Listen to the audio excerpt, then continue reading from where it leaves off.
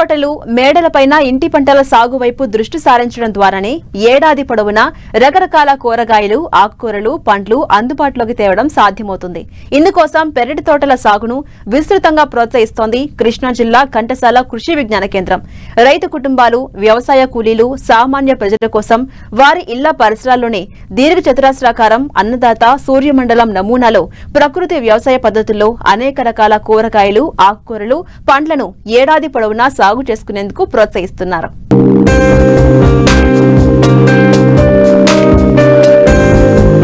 మన నిత్య జీవితంలో కూరగాయలు ఒక ముఖ్యమైన స్థానాన్ని ఆక్రమించాయి. ముఖ్యంగా మనిషికి కావలసిన పోషక పదార్థాలు కాయగూరల ద్వారానే అందుతాయి. పోషకాహార నిపుణుల ప్రకారం ఒక సమతుల్యమైన ఆహారాన్ని అందుకోవాలంటే పెద్దవారికి రోజుకు కనీసం 100 గ్రాముల పండ్లు, 300 గ్రాముల కూరగాయలు అవసరం. కానీ మన దేశంలో ప్రస్తుతం కాయగూరలు ఉత్పత్తవుతున్న దాని ప్రకారం చూస్తే దినానికి సగటున ఒకరికి కేవలం 120 గ్రాముల కూరగాయలు మాత్రమే అందుబాటులో ఉన్నాయి. అంతేకాదు అది కూడా రసాయన మందులతో పండించిన పంటలు కావడంతో చాలా వరకు రోగాల బారిన పడుతున్నారు. ఈ నేపథ్యంలో ప్రతి ఒక్కరూ ఆరోగ్యంపై శ్రద్ధ చూపుతున్నారు. ఆహారపు అలవాట్లలో అనేక మార్పులు చేసుకుంటూ అనారోగ్యానికి దూరంగా ఉంటున్నారు. ముఖ్యంగా పెరటి తోటలను ఏర్పాటు చేసుకుని స్వయంగా కూరగాయలు, ఆకుకూరలు, పండ్లు పండిస్తూ వాటినే వినియోగిస్తున్నారు. ఇందుకోసం ఎకరాలు భూమి అవసరం లేదు. ఇంటి ముందు కొద్దిపాటి స్థలం ఉన్నా సరిపోతుందని చెప్తున్నారు కృష్ణా జిల్లా ఘంటసాల కృషి విజ్ఞాన కేంద్రం శాస్త్రవేత్తలు. ఉన్న కొద్దిపాటి స్థలంలో ఎలాంటి కూరగాయలు పండించుకోవాలో ప్రజలకు అవగాహన కల్పిస్తున్నారు.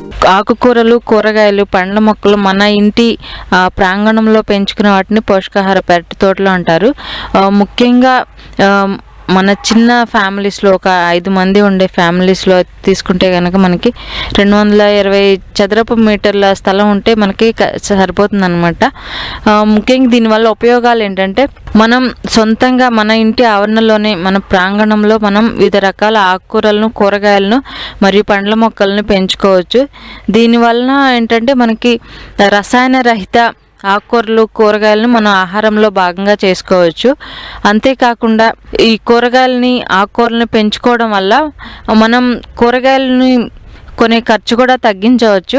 రసాయన రహిత ఆకుకూరలను, కూరగాయలను కూడా మన ఆహారంలో భాగంగా చేసుకోవచ్చు. పెరటి తోటల పెంపకం సాగుకు పాటించవలసిన యాజమాన్య పద్ధతులు అయితే కనుక తీసుకుంటే మనం ఫస్ట్ స్థలం ఎంపిక, మంచి నీటిపారుదల కలిగి సారవంతమైన నేలను ఎంపిక చేసుకోవాలి. ఎక్కువగా ఏంటంటే లేఅవుట్ అంటే మనం ఇంటి దగ్గర పెరటి తోటలు వేసుకుంటున్నాం కాబట్టి మనకి లేఅవుట్ అనేది చూసుకుంటే కనుక మనకి సూర్యమండల మోడల్ అని, లేదంటే దీర్ఘచతురస్రాకార మోడల్ అని, అన్నదాత మోడల్ అని వివిధ రకరకాల మోడల్స్ ఉన్నాయి. ఎవరి స్థలం అవైలబిలిటీని బట్టి వాళ్ళు వివిధ రకాల లేఅవుట్లని మనం అనేది ఎంపిక చేసుకోవచ్చు. ముఖ్యంగా తీసుకుంటే దీర్ఘచతురస్రాకారం లేఅవుట్ తీసుకుంటే మనకి నీటిపారుదలకి నడవడానికి కూడా మనకి ఈజీగా ఉంటుంది అనమాట. మొక్కల ఎంపికలో మనం ఆకుకూరలు, కూరగాయలు, పండ్ల మొక్కలను కూడా తీసుకోవాలి. ముఖ్యంగా ఏకవార్షికాలు, బహువార్షికాలు అనే రకాలు ఉంటాయన్నమాట. బహువార్షికాలు అంటే మనకి కరివేపాకు, మునగ, తర్వాత పండ్ల మొక్కలకు వచ్చేసరికి ఉసిరి, జామ, అరటి వివిధ రకాల మొక్కలను మనకి స్థలానికి తగ్గట్టు ప్లేస్ అవైలబిలిటీని బట్టి వివిధ రకాల పండ్ల మొక్కలను కూడా మనం పెంచుకోవచ్చు. వాటిని మనం ఒక లేఅవుట్ వేసుకుని ఆ చివరన మనం ఒక సైడ్కి మనం నాటుకోవాలి. సో ఒకసారి నాటుకుంటే కనుక మనకి చాలా సంవత్సరాల పాటు అవి దిగుబడి అనేది వస్తూ ఉంటాయి. ముఖ్యంగా ఏంటంటే ఇవి కంచెగా కూడా ఉపయోగపడి తీగజాతి మొక్కలను కూడా పెంచుకోవడానికి ఉపయోగపడతాయి అన్నమాట. సొర, కాకర, బీర, దొండ మొదలైన రకాల తీగజాతి కూరగాయలను కూడా పండించుకోవడానికి ఉపయోగపడుతుంది అన్నమాట. కంచె ఉపయోగపడుతుంది. తర్వాత తీసుకుంటే నారుని పెంచుకోవడం అనమాట. ఆరోగ్యకరమైన నారు అంటే కనుక మనం ఇప్పుడు ఎక్కువగా నర్సరీల్లో 30 రోజులు, 25 నుంచి 35 రోజుల పెంచిన నారుని తీసుకొచ్చి మనం వేసుకుంటే కనుక మనకేంటంటే వాటర్ అనేది ఆదా అవుతూ ఉంటుంది. అంతేకాకుండా చీడపీడల నుంచి రక్షించే ఆరోగ్యవంతమైన మొక్కను మనం సెలెక్ట్ చేసుకుని పెంచుకుంటే కనుక కొంతవరకు చీడపీడల నుంచి వాటికి తట్టుకునే శక్తి వస్తుందన్నమాట. సో అలాంటి ఆరోగ్యవంతమైన నర్సరీల్లో పెంచే మొక్కని ఎన్నుకోవడం మంచిది. అంతేకాకుండా మనం 30 రోజులు నీటిని ఆదా అనేది చేసుకోవచ్చు మనం నర్సరీలో మొక్కలను తీసుకోవడం వల్ల.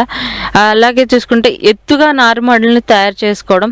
ఈ ఎత్తు నారుమడులు ముఖ్యంగా మనం ఆకుకూరలకి ఎత్తు నారుమడులను వేసుకుంటే మంచిది. ఎందుకంటే వాటర్ అనేది నిల్వ ఉండకుండా వాటర్ స్ప్రే చేసినా సరే కొంచెం ఎక్కువ వాటర్ అయితే కనుక కిందకి జారి వెళ్ళిపోతుంది అనమాట. సో వాటర్ అనేది నిల్వ ఉండి ఆ మొక్కలు అనేది కుళ్ళిపోవడం అనేది తగ్గించుకోవచ్చు. అలాగే ఎత్తు నారుమడులు చేయడం వల్ల మనకి నేల అనేది గట్టిపడకుండా గుల్లగానే ఉంటుంది అనమాట. తర్వాత చూసుకుంటే ఎరువులు మామూలుగా పశువుల ఎరువు, తర్వాత కోళ్ళ ఎరువు, మిగతా ఎరువులు మనకి అందుబాటులో ఉన్న ఎరువులు, తర్వాత మనకి కిచెన్లో ఉండే వేస్ట్ని కూడా ఎరువుగా తయారు చేసుకొని మనం భూసారాన్ని పెంచుకోవచ్చు అనమాట. ఇంటి పరిసరాల్లోనే 1కి 10 రకాల ఆకుకూరలు, కూరగాయలు, పండ్ల చెట్లు, ఔషధ మొక్కలు ఉంటే ఇక ఆ ఇంట్లోని పిల్లలు, పెద్దలు, వృద్ధులకు పౌష్టికాహార లోపం ఉండనే ఉండదు. గ్రామాల్లో ప్రతి ఇంటి ఆవరణలోనూ గతంలో కూరగాయలు, పండ్ల మొక్కలు పెంచుకోవడం ఆనవాయితీగా వస్తూ ఉండేది. కానీ ఇప్పుడు పరిస్థితులు ఎంత మారిపోయాయంటే పెరటి తోటలు దాదాపుగా కనుమరుగైపోయాయన్న మాట. రైతు కుటుంబాలు కూడా కూరగాయలకు పూర్తిగా దుకాణాలపైనే ఆధారపడే దుస్థితి ఏర్పడింది. ఫలితంగా గ్రామీణుల్లో పౌష్టికాహార లోపం పెచ్చుమీరిపోయింది. పట్టణాల్లో పేద, మధ్యతరగతి వారి పరిస్థితి ఇంతే. దీనినే దృష్టిలో ఉంచుకుని శాస్త్రవేత్తలు కూరగాయల సాగును ప్రోత్సహిస్తున్నారు. మనకి కూరగాయల్లో చూసుకుంటే కనుక పోషక విలువలు వివిధ రకాల కూరగాయల్లో రకరకాల మనకు చాలా రకాల కూరగాయలు ఉంటాయి. మనకి ఆ చాలా రకాల కూరగాయల్లో మనకి మెయిన్గా చూసుకుంటే కనుక పిండి పదార్థాలు అనేవి ఎక్కువగా మనకి దుంప కూరగాయల్లో ఎక్కువగా మనకి పిండి పదార్థాలు అనేవి లభిస్తుంటాయి అన్నమాట. మనం ముఖ్యంగా మనకి అవైలబిలిటీలో ఉండేవి కంద, చామదుంప, బంగాళదుంపలు, తర్వాత చిలకడ దుంపలు, వీటిలో చూసుకుంటే మనకి పిండి పదార్థాల లభ్యత అనేది ఎక్కువగా ఉంటుంది. అదేవిధంగా మాంసకృతులు అంటే ప్రోటీన్స్ చూసుకుంటే కనుక మనకి చిక్కుళ్ళు, బీన్స్, బఠానీ గింజలు, వీటిలో మనకి ప్రోటీన్స్ అనేవి ఎక్కువగా ఉంటాయి అన్నమాట. మనకి నెక్స్ట్ ఖనిజ లవణాలు, ఐరన్ తీసుకుంటే కనుక మనకి ఆకుకూరల్లో ఎక్కువగా మనకి ఐరన్ లభ్యత అనేది ఎక్కువగా ఉంటుంది. మెయిన్గా మనకు తీసుకుంటే కనుక గోంగూర, తోటకూరలో వీటికి ఐరన్ లభ్యత అనేది ఎక్కువగా ఉంటుంది. తర్వాత విటమిన్ ఏ ఎక్కువగా మనం చెప్పేది, విటమిన్ ఏ ఎక్కువగా దేంట్లో చెప్పుకుంటాం అంటే పాలకూర అనేది ఎక్కువ చెప్పుకుంటాం. పాలకూర, బొప్పాయి, వీటిలో చూసుకుంటే కనుక వీటిలో తర్వాత గుమ్మడి, క్యారెట్, క్యాలీఫ్లవర్, వీటిలో మనం చూసుకుంటే విటమిన్ ఏ ఎక్కువగా ఉంటుందన్నమాట. కాల్షియం తీసుకుంటే కనుక మనకి ఎక్కువగా మనం పాలు, రాగులు వీటి గురించి చెప్పుకుంటాం. మనం ఆకుకూరలో తీసుకుంటే కనుక మనకి తోటకూర, మెంతికూర, కొత్తిమీర, వీటిలో కూడా కాల్షియం లభ్యత అనేది ఎక్కువగా ఉంటుంది.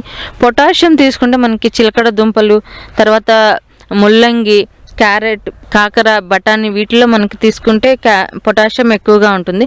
మనకి ఫాస్ఫరస్ తీసుకుంటే కనుక మనకి వెల్లుల్లి, బఠానీ, కాకర మొదలైన వాటిలో మనకి ఫాస్ఫరస్ అనేది ఎక్కువగా ఉంటుంది. మనకి ప్రజెంట్ శీతాకాలంలో అయితే కనుక మనం ఎక్కువగా క్యాబేజీ, క్యాలీఫ్లవర్, క్యారెట్, మెంతికూర, ఆవాలు, మనకి అనువైన కూరగాయలు ఇప్పుడు మనకి శీతాకాలంలో ఉండే వీటిని పెంచుకోవచ్చు అనమాట. అదేవిధంగా ఇప్పుడు మనకి వర్షాకాలంలో చూసుకుంటే కనుక దొండ, చిక్కుడు, బఠానీ, వివిధ రకాల కూరగాయలు అనేవి మనం వర్షాకాలంలో వేసుకోవచ్చు. సమ్మర్లో అయితే కనుక మనకి గోరుచిక్కుడు, దొండ, టొమాటో, మిరప, మనకి ఈ రకాల కూరగాయలు అనేవి మనం సాగు చేసుకోవచ్చు. సేంద్రియ పద్ధతిలో పెంచడం వల్ల ఆరోగ్యంతో పాటు ఆదాయాన్ని కూడా పొందవచ్చు.